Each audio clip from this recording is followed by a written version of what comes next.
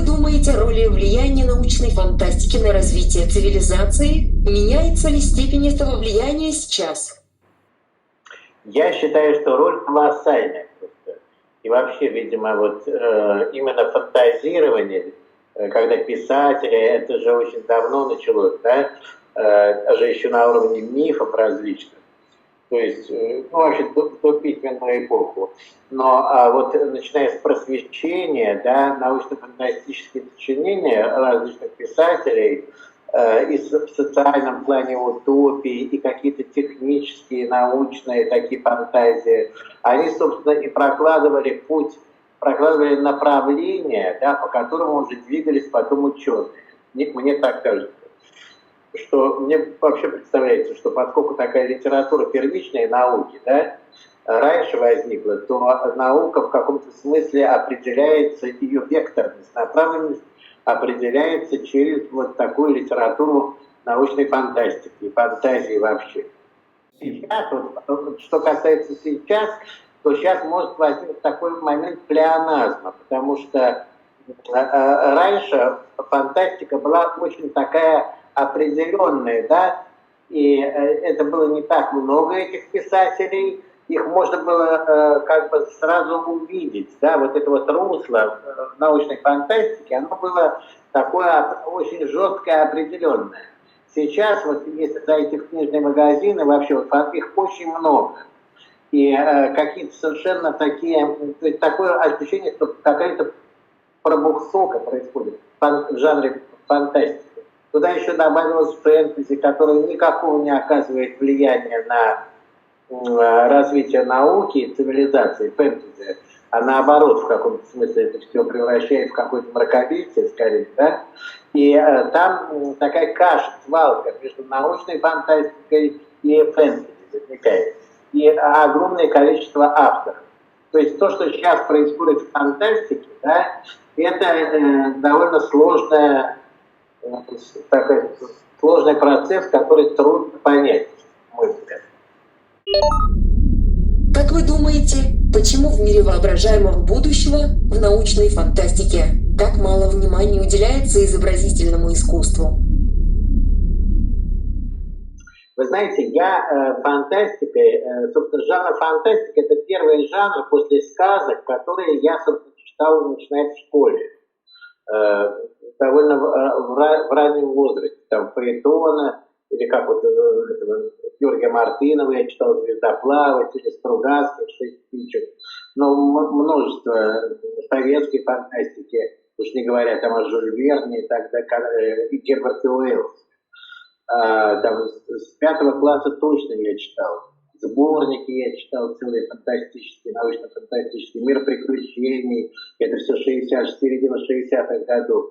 И там наверняка были какие-то касания к искусству будущего. Я думаю, что это было у Артура Кларка в каких-то вещах, я помню, да? Может быть, у Лема что-то было. Просто сейчас я уже не могу точно вспомнить конкретные как бы примеры. Но мне кажется, что все-таки это было. Если поискать хорошо среди фантастики вот эту тему искусства будущего, я думаю, можно найти. Но я не думаю, что как раз искусство зависит научной фантастики в отличие от науки. Я думаю, искусство своя логика развития, своя история, свои археологические пласты древние, и это своя линия. Я не думаю, что она зависит от фантастики как наука. Вот наука скорее сильно зависит. Могло бы искусство получить дополнительный импульс развития, если бы было бы подробно описано в научной фантастике? Может быть. Но вот, например, вот тот же Skype, о котором мы разговариваем, и как бы видеоарт, да? Вот первый раз я натолкнулся на идею скайпа в 60-е годы, когда я читал, может быть, в классе в 6-7 какой-то фантастический роман, где описывалось такое приспособление. Вот на улице столб стоит, да, и вместо обычного телефона экран и какая-то клавиатура. ты набираешь адрес определенный, и по экрану ты видишь своего собеседника, и ты с ним говоришь так же, как мы с вами сейчас говорим. Да? Вот это точно было описано в каком-то фантастическом романе, который я читал в 7-м, например, классе, или в 6-м даже. Да? И тогда это было вот в то время, там, это, например, какой-нибудь 63-й год, или 4-й, это было такое устройство было делом невероятно далекого будущего, тысячелетий. Да? А на самом деле, через буквально там меньше, чем через 30 лет, или там через 30, да, или 40 лет, возник этот скайп, который описан как что-то невозможное, невероятное, фантастическое, вот тогда. И я помню, когда мы с мальчишками обсуждали, вот когда читали там, и они читали этот роман, что, ой, какая это совершенно сказочная, будет, может быть, только через 1000 лет такое, понимаете? Но вот такие вещи влияют на искусство, на как бы инструментарий искусства. Как вы разделяете мир воображаемого и реально прогнозируемого будущего?